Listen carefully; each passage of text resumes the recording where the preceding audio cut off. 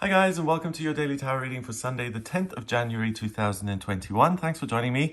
Happy birthday to my sister Julia. And for today's reading, I'm going to use the Tarot of the Old Path. I got this deck secondhand in Glastonbury, so this cover is not my doing. The cards themselves, though, are pretty much like new. So let's have a look at what these cards want to say and what energy you'll be working with here on Sunday the 10th. First card we've got the Four of Rods. As far as I'm concerned, the most positive card in the deck. It's weddings, it's celebration, it's happiness.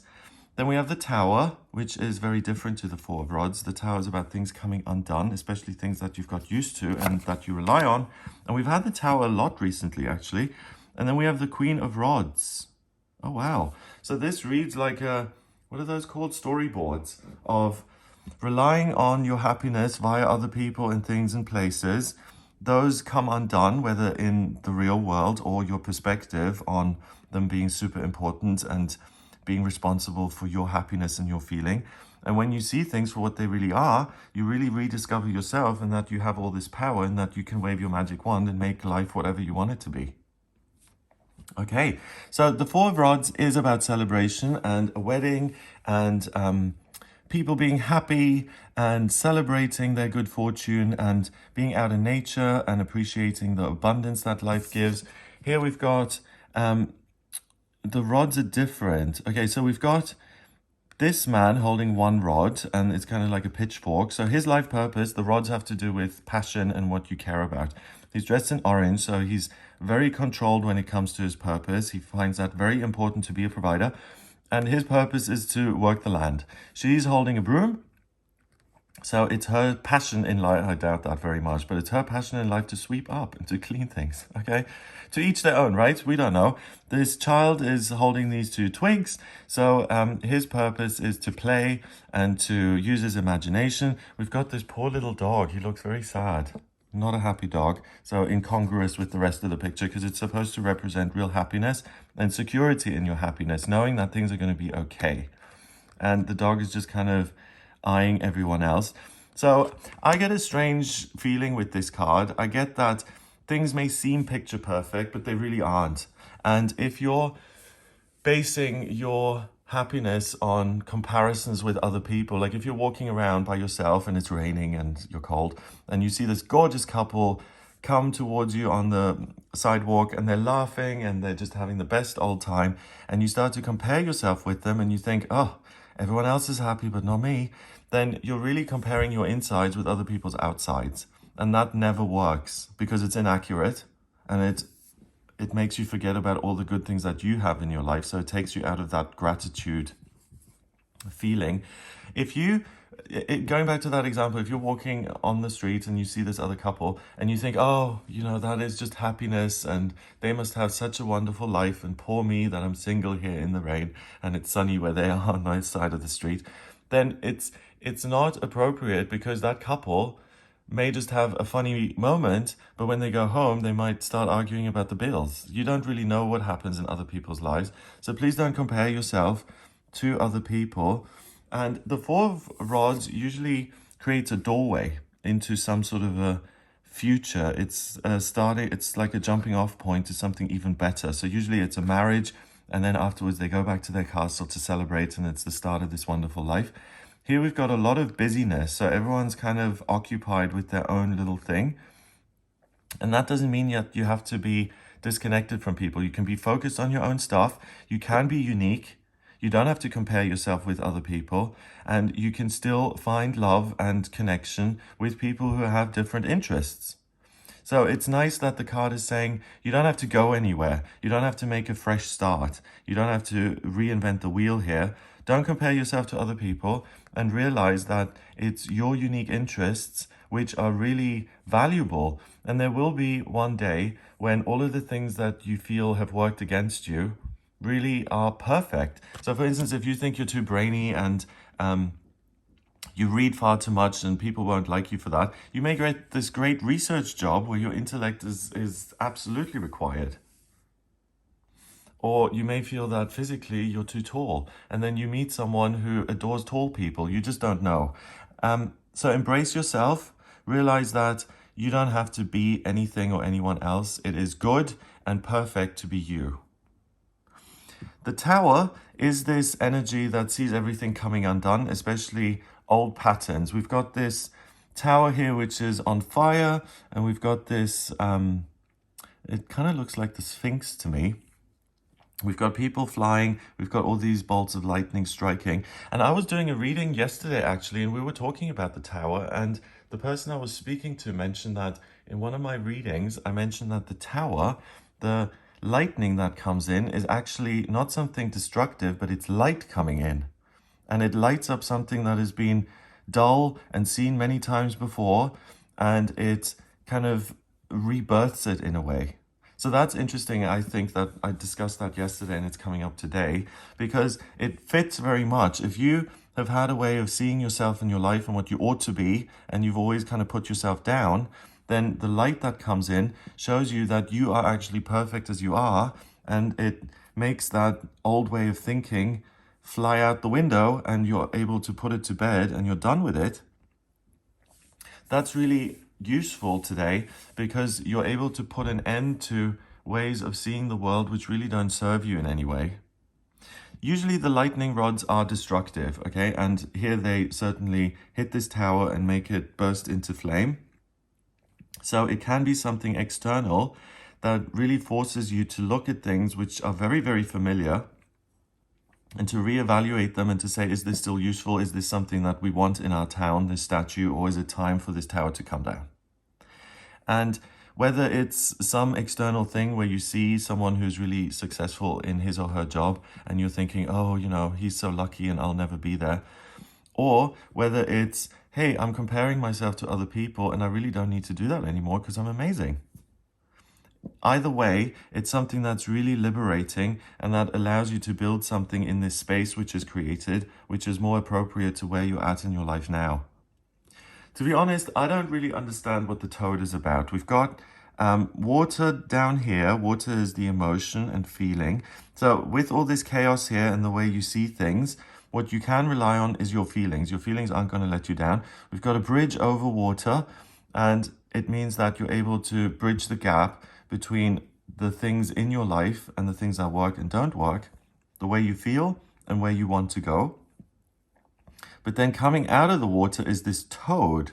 So I mean, I don't know about you, but if I had a toad creeping out at me while I was standing on the riverbank looking out at the beautiful scenery and this creature came up, I'd be a little bit frightened, and it would be almost like this monster emerging from the depths.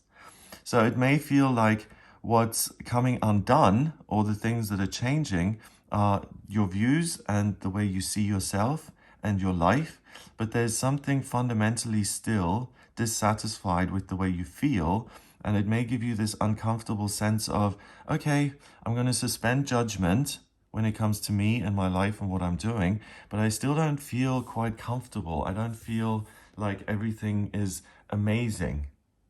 And that actually serves you because the tower usually clears the deck for you to build something new. And here we're not kind of clearing the deck. The tower isn't coming undone. It's just on fire. So it's going to leave that ruin there. And we've got this toad coming out of the water. So it may be that there's space created inside of you, which doesn't leave you feeling, oh, everything now is wonderful and my whole perception has changed magically.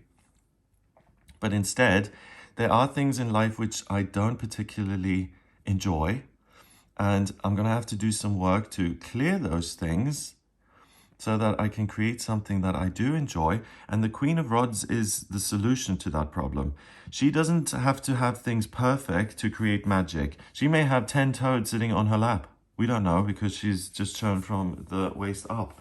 So if things feel uncomfortable, if you feel like you still have some work to do on yourself and the way you perceive the world and other people, then that's okay. You can work with what you've got and you can wave your magic wand, and that really puts you in a place where you feel empowered to make changes. You can be creative, you can express yourself, you can resolve to bring things into your life that actually please you and no one else. So it's not about they've got all this money and I don't, or they're so beautiful and I'm not. It's really, this is who I am, whether I like it or not, whether I'm comfortable with all different parts of me or not, is really irrelevant. What I'm willing to do is to accept myself as I really am, to realize that I'm perfect, whether I like it or not. So you reserve judgment. And that if I use my inherent strength and my ability to control what goes on in my life, then I can create magic in the real world, and that will lead to growth and lots of things opening up. So you're really being told how to change your vibration from one of, I am not grateful for what I've got, I would like what other people have. It shows you that that isn't always a comfortable process. It's not like you snap your fingers and it's like, okay, well, I've changed my mind and now I'm the king of the world. It may still feel a little bit new and like you have to practice seeing things differently. And the cards are saying that that is okay. You can use that discomfort as fuel to build a life that really, really, really pleases you, and that puts you at the center, and that allows you to create a framework or a way of living that really always has you at the center, and that says, I am okay. I am the author of this life. I don't have to look to anybody else to give me a sense of happiness or satisfaction. I can create that for myself. So it gives you this huge energy and sense of control over your circumstances. It gives you hope that if you get creative about your life, you can really transform your circumstances and do magical, wonderful things. And we've got red and orange and yellow. So yellow is joy. Orange is about taking control and taking charge of your life. And red is about the physical world. It's about your life purpose, your passion, and your connection with planet Earth. So if you can dream it, if it motivates you, if you enjoy it, then you'll be able to do something with it on this day. So if you like to play games, then play a game today, and it will lead to either playing another game or that you have a conversation which really opens up a dialogue between you and another person who haven't been able to communicate. Anything that you enjoy and that seems right for you, it's important to engage with that today and to have a good time, because it's going to magically grow and solve some of your problems without really facing them. So accept what is and realize that your story has not been written. You are still here. There are miraculous and unexpected things that are in your future. You don't know what those are exactly, but you're not an open-faced sandwich just waiting for lightning to strike. You're the Queen of Rods who's able to wave her magic wand and to create whatever life she wants. So it's about taking your power back and feeling, giving yourself permission to live the kind of life you want, regardless of what anyone else or anything else in your life says and what the rules may be. It's total freedom and self-reliance. Number-wise, we've got 16 and 4 is 20, and 1 is 21. 2 and 1 is 3, and 3 is a new beginning in numerology. It's communication. It's the way you think. So you can have a fresh start. You can let go old behavior patterns and ways of thinking. They're not going to be magically cleared. It may feel new and difficult to work with, but it's that discomfort that actually gets you to where you want to go. So again, I get that it's a great day to give up any habits or ways of being that you don't like anymore. So if you don't want to smoke anymore, or if you don't want to gossip about people, it's a great day to make a decision and to resolve, I am going to change the way I behave and the way I think. So have a wonderful Sunday. If you'd like a personal reading with me, please get in touch via the website. It's gregoryscott.com. On the front page, please click on book your readings to order your reading with me. If you like this video, then please hit the like button, click on subscribe, and share the video online. And also, if you're interested in your horoscope for 2021, those are available now on the channel as well. So if you're an Aries or Virgo or Libra and you want to see what 2021 has in store for you from an astrology perspective, then check out the videos on my YouTube channel and see what 2021 has in store. Have a great day, and I'll speak to you tomorrow.